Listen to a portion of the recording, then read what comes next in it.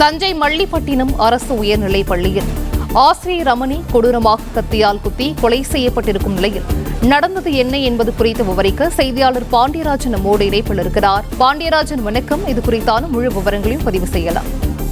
தஞ்சாவூர் மாவட்டம் மல்லிப்பட்டினம் அரசு மேல்நிலைப் பள்ளியில் இன்று காலை ரமணி என்கின்ற தற்காலிக பட்டதாரி தமிழ் ஆசிரியர் கொடூரமாக கத்தியால் குத்தி கொலை செய்யப்பட்டிருக்கிறார். அந்த பள்ளியில் என்ன சம்பவம் நடந்தது என்பது குறித்து பள்ளிக்கல்வித்துறை சார்பில் அந்த பள்ளியினுடைய தலைமை ஆசிரியர் தஞ்சாவூர் மாவட்ட முதன்மை கல்வி அலுவலருக்கு ஒரு அறிக்கை ஒன்றை வழங்கியிருக்கிறார். அதில் தஞ்சை மாவட்டம் இருக்கக்கூடிய மல்லிப்பட்டினம் அரசு உயர்நிலைப் பள்ளியில் இன்று காலை 10 மணிக்கு மதன் என்ற நபர் ஆசிரியை ரமணியை சந்திக்க வந்திருப்பதாக குறிப்பிடப்பட்டிருக்கிறது. காலை 10 மணி அளவில் ஆசிரியர்களின் ஓய்வு அறையில் ரமணி இருந்ததாகவும் 10 மணிக்கு மதன் என்பவர் வந்ததன் பிறகாக அங்கு இருக்கக்கூடிய வராண்டாவில் வெளியில் நின்று மதன் என்பவருடன் ஆசிரியை ரமணி பேசிக் கொண்டிருந்ததாகவும் அந்த அறிக்கையிலே குறிப்பிடப்பட்டிருக்கிறது.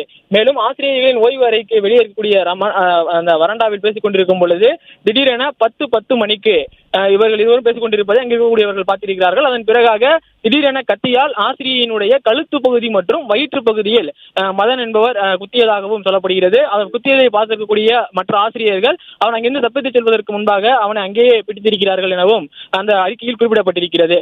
மேலும் பட்டுக்கோட்டை அரசு பொது மருத்துவமனைக்கு ஆசிரியை ரமணியை கொண்டு செல்லும் வழியிலேயே அவர் உயிரிழந்து விட்டதாகவும் தலைமை ஆசிரியனுடைய அந்த அறிக்கையில் குறிப்பிடப்பட்டிருக்கிறது. இன்று காலை 10 மணிக்கு அவர் ஆசிரியர் ஓய்வு அறையில் இருந்ததற்கான காரணத்தையும் இந்த அறிக்கையிலே தலைமை ஆசிரியர் குறிப்பிட்டிருக்கிறார். கடந்த ஜூன் மாதம் 2024 ஆண்டு இதே ஆண்டில் கடந்த ஜூன் மாதத்தில் இருந்து தற்காலிக தமிழ் ஆசிரியராக ரமணி அவருடைய பணியை தொடங்கியிருக்கிறார்.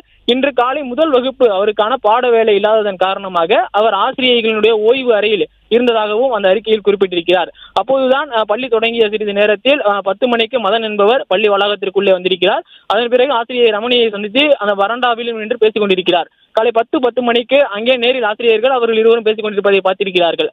அதன் பிறகுதான் தான் மறைத்திருந்த கத்தியை எடுத்து அந்த மதன் என்பவர் ஆசிரியனுடைய கழுத்து பகுதி மற்றும் வயிற்று பகுதியில் கொடூரமாக குத்தியிருக்கிறார். அதன் பிறகு அவர் அங்கிருந்து தப்பி செல்லவும் முயற்சி செய்திருப்பதாகவும் அந்த அறிக்கையில் குறிப்பிடப்பட்டிருக்கிறது. தப்பி செல்ல முயற்சித்த அந்த கொலையாளி மதனை அங்கிருக்கக்கூடிய ஆசிரியர்கள் பிடித்ததாகவும் இந்த அறிக்கையில் குறிப்பிடப்பட்டிருக்கிறது. மேலும் இது சம்பந்தமாக காவல்துறையில் புகார் அளிக்கப்பட்டிருப்பதாகவும் பள்ளியின் தலைமை ஆசிரியர் தஞ்சாவூர் மாவட்ட முதன்மை கல்வி அலுவலருக்கு அந்த விரிவான அறிக்கையை வழங்கியிருக்கிறார். காலை 10 மணிக்கு மதன் என்பவர் பள்ளிக்கு உள்ளே எதற்காக வந்தார், ஆசிரியர் ரமணிக்கும் அவருக்கும் ஏற்கனவே ஏதேனும் தொடர்பு இருந்ததா, முன்பகை இருந்ததா என்பது குறித்தெல்லாம் அந்த காவல்துறையினுடைய விசாரணையின்படி அந்த நடவடிக்கைகள் மேற்கொள்ளப்படும் எனவும் தெரிவிக்கப்பட்டிருக்கிறது.